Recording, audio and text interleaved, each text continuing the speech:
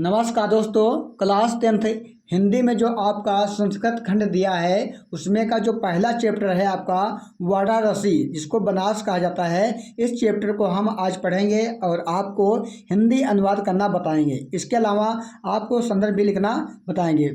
आपको अगर संस्कृत में सब कठिन लगता है, पर जो ये चैप्टर है कठिन इतना विशेष नहीं है, आपको आसानी से हिंदी अनुवाद आ जाएगा।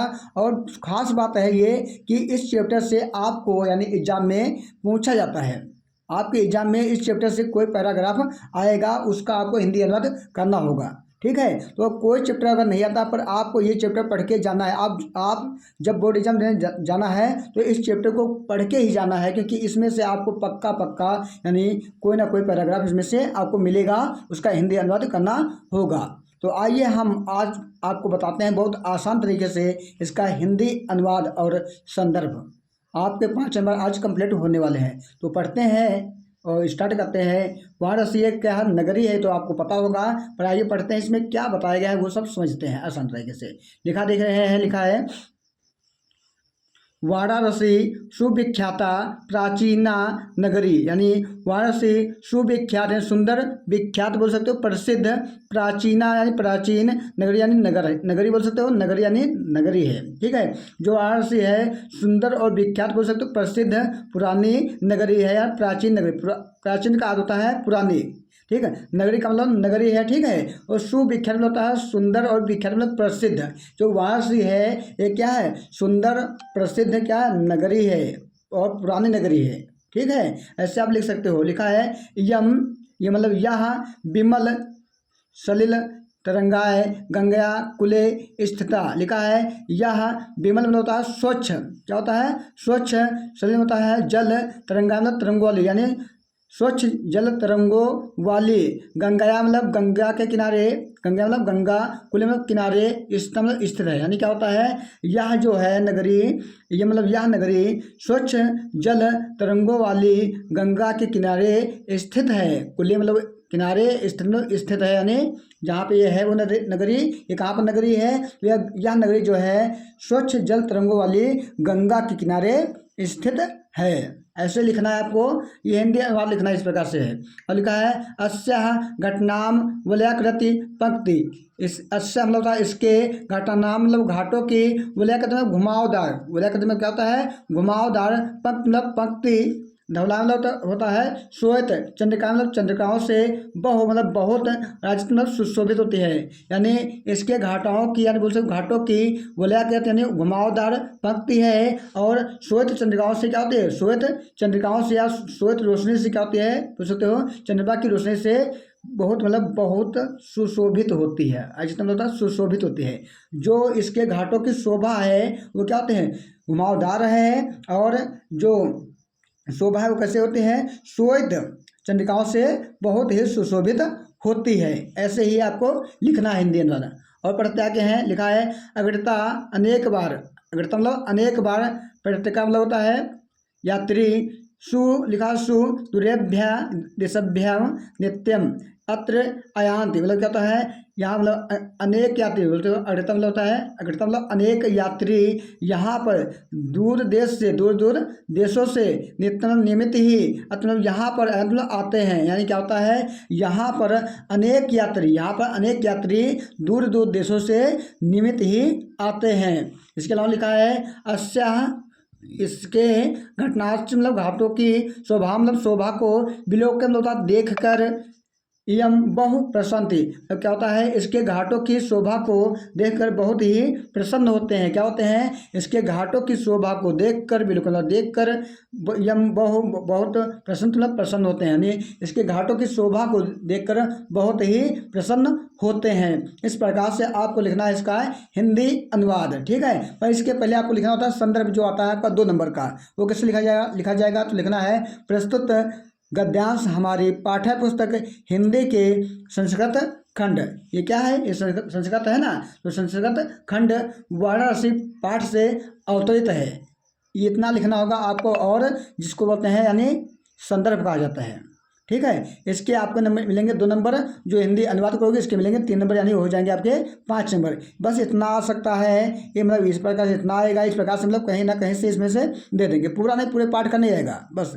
ठीक है, ऐसे ही आपको करना है। पर आगे बढ़ देते हैं, दूसरा जो पैराग्राफ दिया इसको देखते हैं। बहुत ही आसान है, आप आज सीख जाओगे।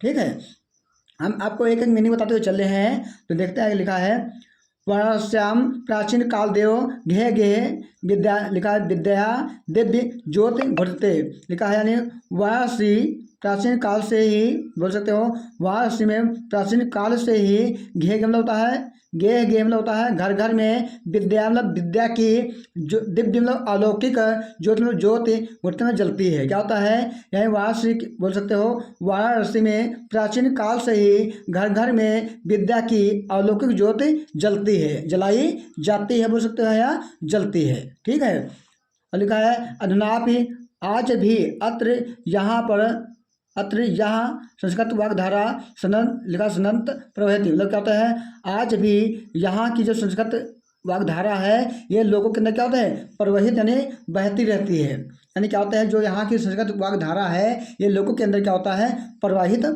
होता रहता है। ठीक है, और लिखा है जननाम ज्ञानाच वृद्धि, जो लोग यहाँ पे आते हैं उनका ज्ञान क्या होता है, लोगों का जननाम मतलब जान, लोगों का ज्ञान मतलब ज्ञान वृद्धि मतलब बढ़ता है।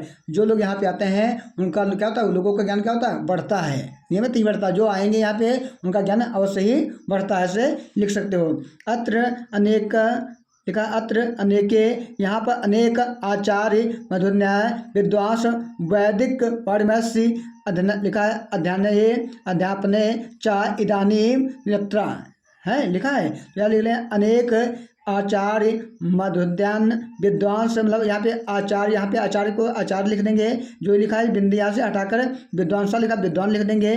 वैदिक लिखा वैदिक, वारस मतलब होता है वैदिक साहित्य, वारस मतलब होता है साहित्य। ठीक है, वैदिक साहित्य अध्ययन ने अध्यापन मतलब अध्ययन करने के लिए यहाँ पर औचा इदानी निरंतर मतलब निरंतर ही आते हैं। क्या होता है, यहाँ पर अनेक आचार्य आते हैं, मधुर्य आते हैं, विद्वान आते हैं, वैदिक साहित्य आते हैं, ये सब जो आते हैं और अध्ययन निरंतर ही करते हैं। अध्ययन लोग अपना मतलब ज्ञान को यहाँ पे बढ़ाते हैं, ज्ञान को पाते हैं बोल सकते हो। ठीक है, ऐसे लिखना है।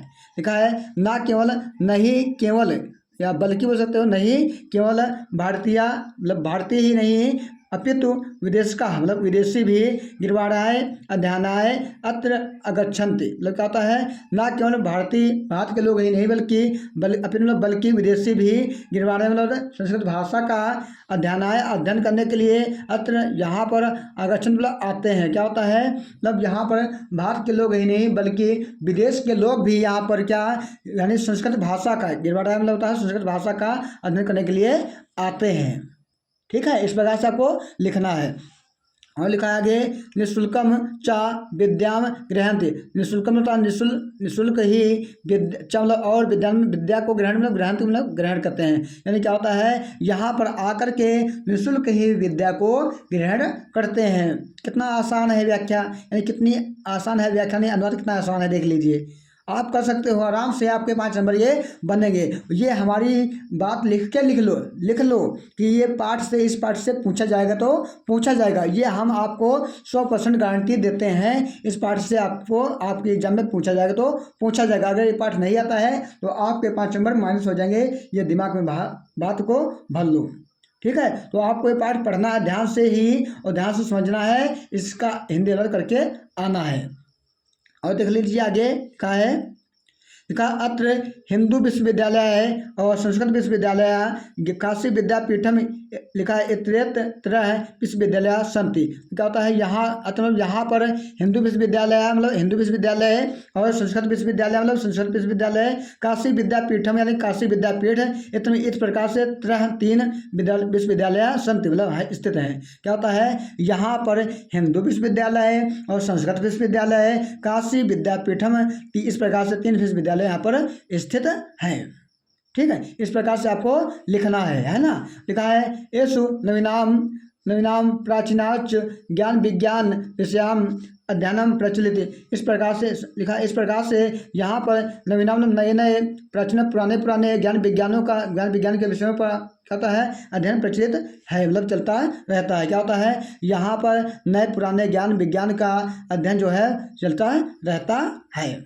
इस प्रकार से इसका भी आपको हिंदी अनुवाद करना है। अब पढ़ते हैं अगला जो आपका पैराग्राफ है उसको, क्योंकि ये संदर्भ जो होगा पूरे पाठ का संदर्भ एक ही रहता है, इसकी कोई दिक्कत ना लेना आप, ठीक है। और पढ़ते हैं आगे, देख लीजिए, लिखा देखो, इस लिखा ऐसा नगरी भारतीय संस्कृत भाषायाच केंद्र स्थलम अस्ति, यह नगरी भारतीय संस्कृत लिखा है भारतीय संस्कृत भाषा का केंद्र स्थल है, स्थल अस्ति मतलब है, ठीक है। जो यह नगरी है भारतीय संस्कृत और संस्कृत भाषा का केंद्र स्थल है।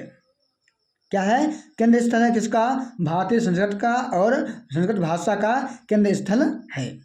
लिखा है एत इयौ संस्कृत वाङ्मयस्य संस्कृत जो आलोका सर्वत्र लिखा प्रस्तुत, लिखा इस प्रकार लिखा है, इस प्रकार संस्कृत का साहित्य वाङ्मय मतलब साहित्य, संस्कृत का साहित्य संस्कृत नाम से ही आलोक संसार में स्वतंत्र सभी जगह पे प्रस्तुत फैला हुआ है। क्या होता है, संस्कृत का जो साहित्य है वो क्या होता है, संस्कृत नाम से ही क्या आलोक मतलब पूरे संसार में फैला हुआ है। लिखा है मुगल युवराजा दरासिकोहा अत्रागत्य भारतीय दर्शन शास्त्रारंभ अध्ययनम अकरोत, मतलब क्या होता है, मुगल युवराजा मतलब मुगल युवराज भी दरासिकोहा भी अत्रागत में आकर के भारतीय दर्शन भारत के दर्शन शास्त्र के अनुसार ही अध्ययन किया, किया, ठीक है, अध्ययन किया।